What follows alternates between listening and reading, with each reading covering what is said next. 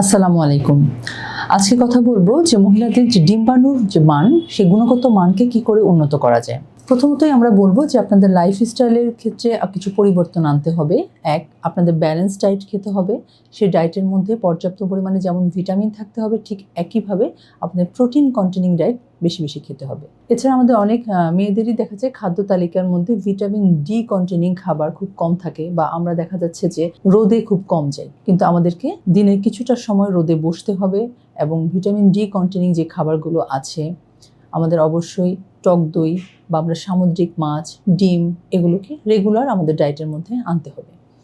এছাড়া পর্যাপ্ত পরিমাণে ঘুমাতে হবে, কারণ আপনি যদি একটি সাউন্ড স্লিপ দেন তাহলেই কিন্তু আপনার শরীরের যে হরমোন লেভেলগুলো ব্যালেন্সে আসবে এবং যেটা আপনার গুণগত ডিম্বাণু উৎপাদনে সাহায্য করবে।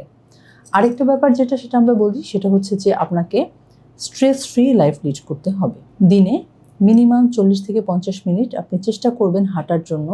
একটা ফ্রি হ্যান্ড এক্সারসাইজ করতে হবে।